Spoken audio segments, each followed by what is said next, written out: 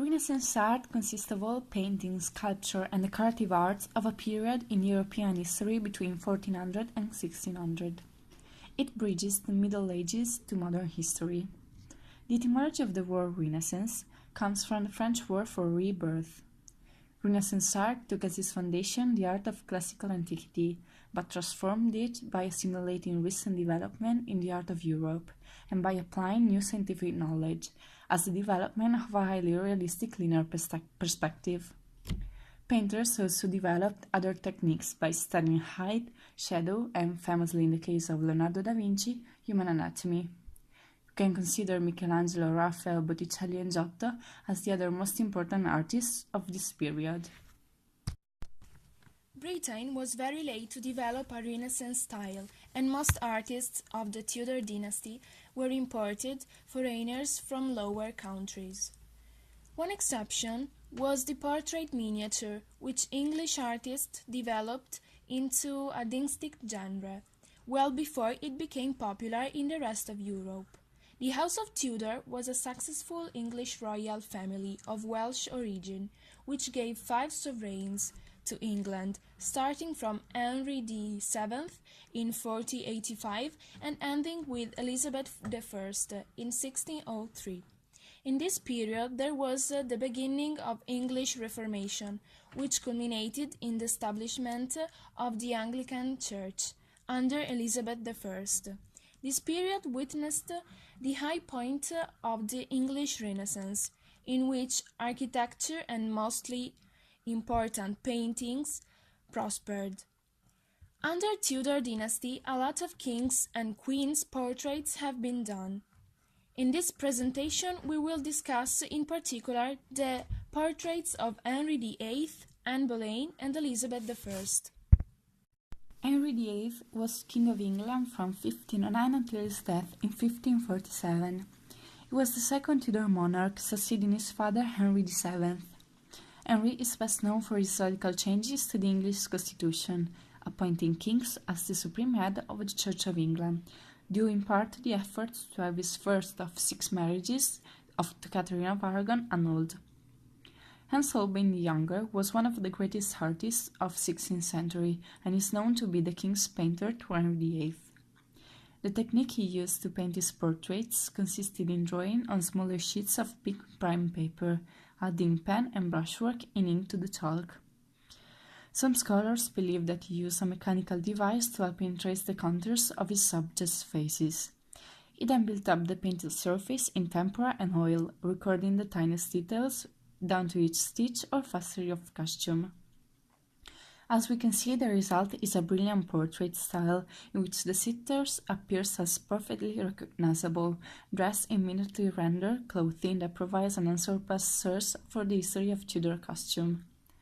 Although Holbein's original portrait of Henry VIII in old age did not survive, several copies exist and it has become a familiar image. Henry's face shows many of the features characteristic of Holbein's work. Interestingly, it tended to paint slightly oddly proportioned face, as is apparent here. The eyes are very wide apart and high in the face.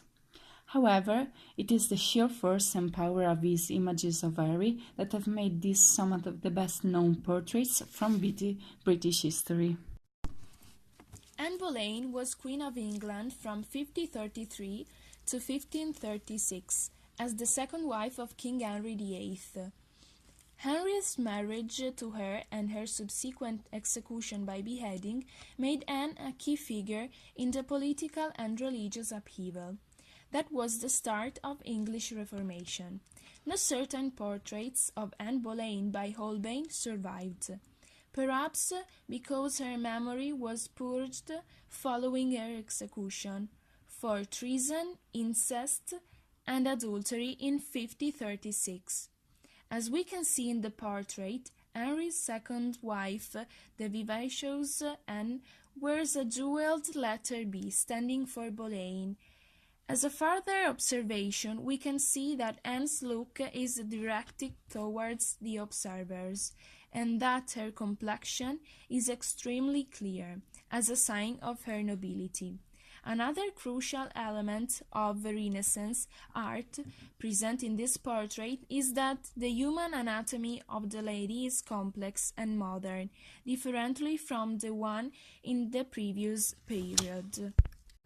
Elizabeth I, also called the Virgin Queen or Good Queen Bess, was Queen of England from 1558 to 1603, during a period in which England asserted itself vigorously as a major European power in politics, commerce, and the arts. First of all, we need to say that all the portraits of Elizabeth, even the earliest, contain symbolic objects such as roses and prayer books. Later portraits layer the iconography of the empire with the use of globes, crowns, swords, and columns, and the representation of virginity and purity such as moons and pearls. In this early portrait, called the Coronation Portrait, it is possible to see Queen Elizabeth in her coronation robes, patterned with Tudor roses and trimmed with ermine. She wears her hair loose, as traditional for the coronation of a queen, perhaps also a symbol of purity. The painting, by a non-artist, dates to the first decade of 17th century and is based on a lost original also by a non-artist. In the portrait of the Armada of Elizabeth I, the Queen is covered in jewels and gold-embroidered robes, and she is celebrating one of the most prestigious periods of her reign, the victory of her navy over the Spanish Armada. The Ditchley portrait is probably the most famous portrait of the Queen. It was done by Marcus Gerhard the Younger in 1592, in the occasion of Elizabeth's first visit to her Henry Lee's house after a 2-year absence. The references to their quarrel and later reconciliation are clear, with the storms and sunshine as a metaphor for Elizabeth's decision to put her anger behind her. The artist balanced flattery with realism and managed to restate familiar themes as her virginity with the spectacular white dress and as beauty, and the house of Tudor with roses. The portrait also has a political message. Elizabeth is standing on a map, proclaiming her domination over the kingdom. This portrait of Elizabeth, when originally painted, was about 20 centimeters wider on each side. It was probably cut down for it to hang in a narrower place. This has reduced the impact of the globe and rendered unreadable the poem in praise of Elizabeth. A lot of other portraits have been made in this period, and we can say in conclusion that it was a style that influenced English art and partly political propaganda for centuries.